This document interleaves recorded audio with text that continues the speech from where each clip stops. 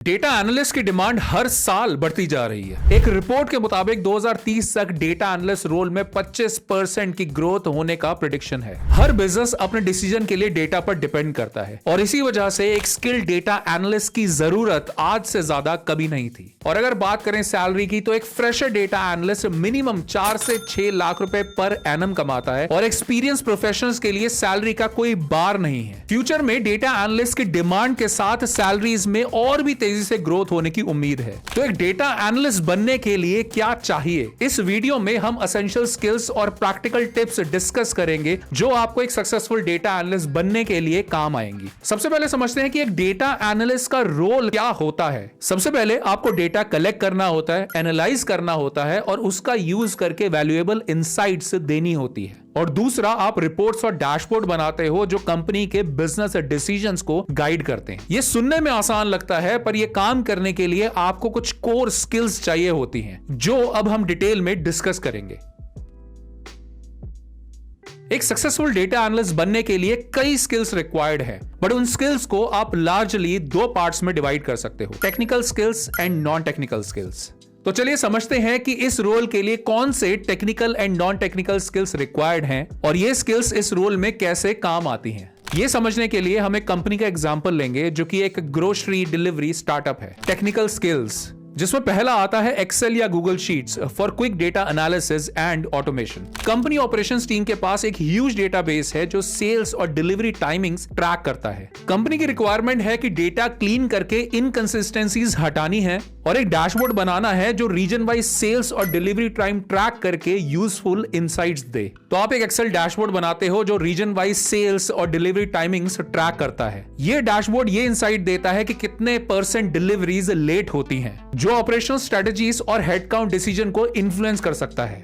SQL for data extraction and quarrying, आपको पता लगाना है कि कौन सा प्रोडक्ट सबसे ज्यादा डिमांड में है और किस रीजन में सेल्स सबसे कम है। इसके लिए आप SQL क्वेरीज जैसे सेलेक्ट, ज्वाइन, ग्रुप बाय या वेयर क्लॉज का यूज करके डेटा सेट को एनालाइज करते हो। इससे आइडेंटिफाई होता है कि मुंबई रीजन में ऑर्गेनिक आटा के ऑर्डर्स सबसे ज्यादा होते हैं, लेकिन पुणे रीजन में सेल्स काफी कम है। आपके इनसाइट्स के बेसिस पे कंपनी टारगेटेड रीजनल मार्केटिंग और डिस्काउंट्स रन करने का फैसला लेती है, जिससे सेल्स में ग्रोथ होती है और रेवेन्यू इंक्रीज होता है। Data visualisation tools for presenting insights using power BI और टैब्ल्यू। कंपनी की सीनियर लीडरशिप को डेली सेल्स और ऑपरेशनल इनसाइट्स की जरूरत है, लेकिन वो रॉ डेटा समझने के लिए टाइम नहीं दे सकते।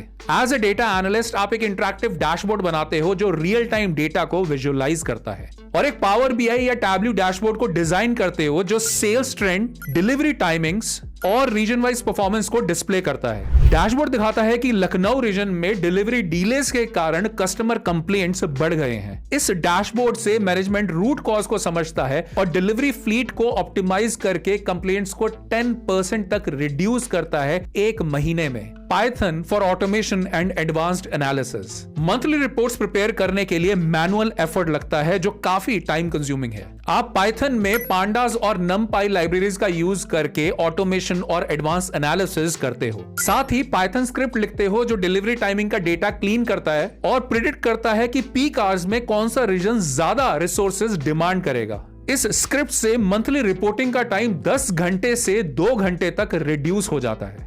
अब बात करते हैं नॉन टेक्निकल स्किल्स की, जिसमें पहला है problem solving. A data analyst should carry a problem solving attitude. Example के तौर पर एज अ डेटा एनालिस्ट आपको पता चलता है कि कंपनी के रिपीट कस्टमर्स का परसेंटेज 30% से गिरकर 20% रह गया है। आप चर्न डेटा एनालाइज करके पता लगाते हो कि रिपीट कस्टमर्स उन रीजन में कम है जहां पर डिलीवरी डिलेज ज्यादा है। आपके एनालिसिस के बाद लॉयल्टी रिवॉर्ड्स और ऑन टाइम डिलीवरी कैंपेन से रिपीट कस्टमर का परसेंटेज फिर से 30% हो जाता है। दूसरा, analytical thinking. Analytical thinking is one of the major skills for a data analyst job role. जैसे कंपनी का गोल है कि वो अपने मार्केटिंग बजट का इफेक्टिव यूज करे। आपका एनालिसिस दिखाता है कि टारगेटेड कैंपेन से ROI मतलब रिटर्न ऑन इन्वेस्टमेंट 40% बेटर है as compare to any generic campaigns. इस एनालिसिस से मार्केटिंग टीम अपनी स्ट्रेटेजी शिफ्ट करती है और मेजर स्पेंड टारगेटेड कैंपेन्स पे लगाती है, जिससे कंपनी का कस्टमर एक्विजिशन कॉस्ट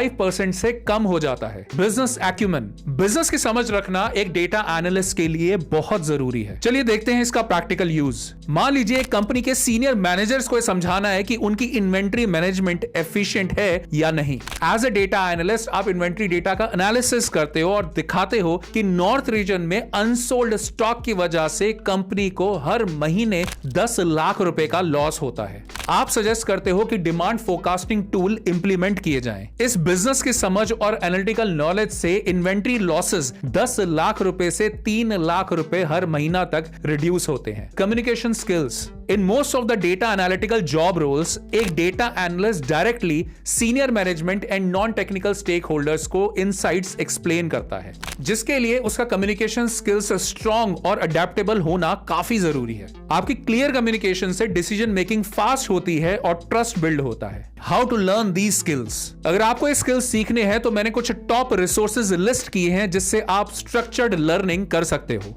ये कोर्सेज आपको रियल वर्ल्ड प्रोजेक्ट्स और प्रैक्टिकल लर्निंग के साथ प्रिपेयर करेंगे।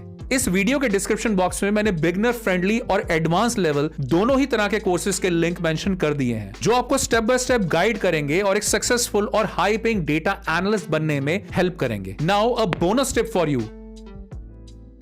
अपने स्किल्स को इफेक्टिवली दिखाने के लिए इन 3 चीजों के ऊपर फोकस करो। पहला, स्ट्रॉन्ग पोर्टफोलियो। ऐसे प्रैक्टिकल प्रोजेक्ट्स बनाओ जो मेजरेबल रिजल्ट्स दिखाते हो और उन्हें गिटहब जैसे प्लेटफॉर्म पर शोकेस करो। Second, impactful resume. अपने रिज्यूमे में ऐसे प्रोजेक्ट्स हाईलाइट करो जो मेजरेबल आउटकम्स दिखाते हो, जैसे सेल्स इंक्रीज करना या कॉस्ट डिक्रीज करना। Third, communicate confidently. Technical concepts को आसान और सिंपल लैंग्वेज में समझाओ ताकि नॉन टेक्निकल ऑडियंस भी इजीली समझ सके। तो ये थे रोड मैप और स्किल्स जो आपको एक सक्सेसफुल डेटा एनालिस्ट बनने के लिए चाहिए। अगर आप इन स्किल्स के ऊपर फोकस करते हो तो आपकी जॉब सर्च और करियर ग्रोथ दोनों एक्सेलरेट होंगी। अगर आपको और भी करियर टिप्स और इनसाइट्स चाहिए तो इस चैनल को अभी सब्सक्राइब करें और अपने फीडबैक को नीचे कमेंट सेक्शन में जरूर शेयर करें। All the best for your data analyst journey.